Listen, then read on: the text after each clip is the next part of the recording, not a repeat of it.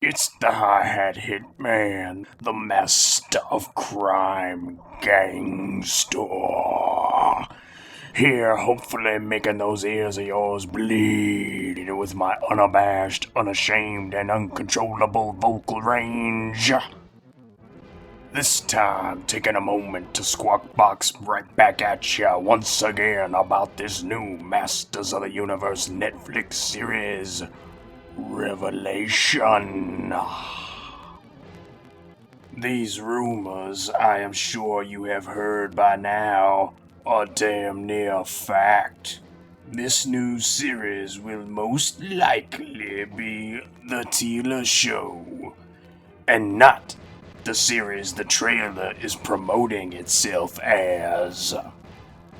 Just as I have mentioned in my initial prediction video, all of that dazzling razzmatazz and nostalgia fuel showing off all those bionic bangtails and whirling whizzamajigs is most likely going to be only a few episodes deep into the series run. But after that, well, it will be the most maligned of moments when bait meets switch. And that's exactly the topic of discussion today. Why this switch is all kinds of wrong and unnecessary.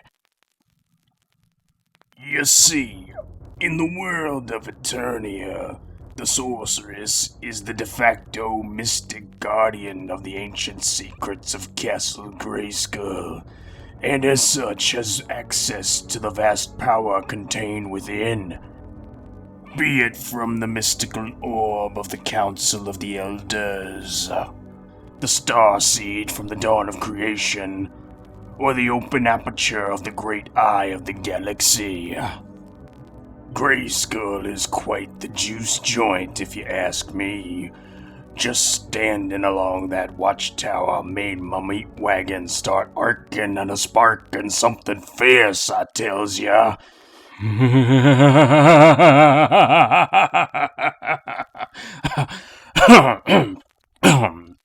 Sorry about that. Just had me an evil-gasm. At any rate, as powerful as the castle may be, and with Sorceress being perhaps the most powerful personage on the planet, she still has limitations on that power. There's always a catch, isn't there? Much like how an all-powerful genie is forced to reside inside a tiny little lamp, the Sorceress's power cannot effectively extend beyond the walls of the ancient castle. She can't even really walk around beyond said walls, not without the help of a magical artifact, that is. This is why she must take on the form of an Eternian falcon known as Zoar, in order to traverse the terrain and keep watch over her chosen champion, the He-Man.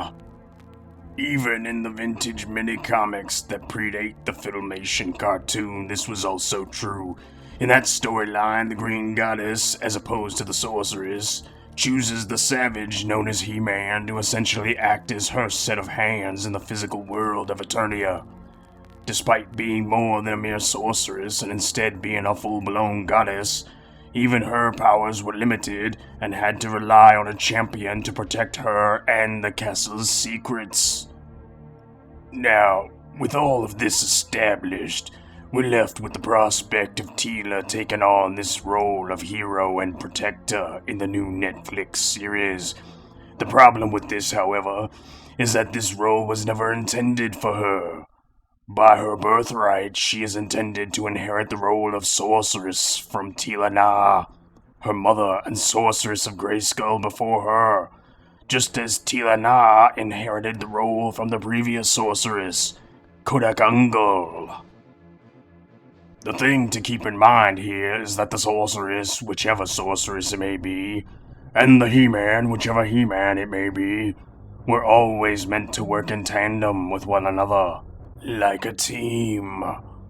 One with motherly mastery over the mystical, mental, metaphysical realm, and the other with mastery over might, muscle, and maximum manliness in the physical realm.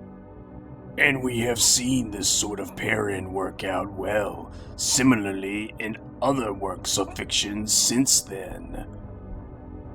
However, Revelation shall seek to break from that established narrative. Will we have Teela take on both roles in the storyline? Both the protector and the protectee, the brains and the brawn, essentially being able to do every task required of her, be it mental or physical, magical or pugilistic, and doing so on her own, and doing it with absolute proficiency. Sounds quite a bit familiar, don't you think? Until next time. If it ain't worthy, just bid it good journey.